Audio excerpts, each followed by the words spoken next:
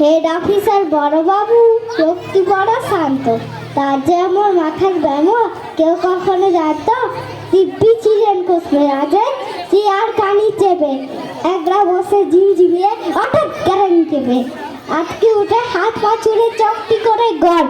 হঠাৎ দুয়ারে গেরুম গেরুম আমাদের তো তাই শুনে কেউ বদ্যি ডাকে, কেউ বা হাঁকে পুলিশ, কেউ বাবার এক কামড়ে দেবে সাবধানে তো তুলিস।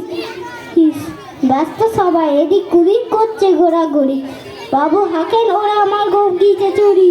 গোপ হারানো আজও কত তাও কি হয় সত্যি, গোপ জোড়া তো তেমনি আছে কমেনি প্রতি।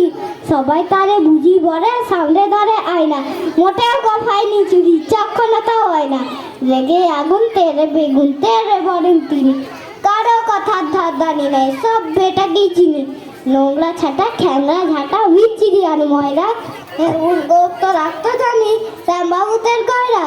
এ গোপ যদি আমার মরিস করবো তোদের জবাই, এই না ভরে জরিমানা করলেন তিনি সবাই। ভীষণ রেগে ভীষণকে তিনের দিকে কাটার, কাউকে সিলাই দিতে দেয়, সবাই চারে মাথায়। অফিসের এই বানরগুলো মাথায় খালি গোবর, গোপ জোড়া যে কোথায় গেল কেউ রাখে না খবর। ইচ্ছে করে এই বেটাদের গোপ ধরে নাচি, মুখ্য গুরুর মুন্ডু ধরে কোথাও দিয়ে চাচ্ছি।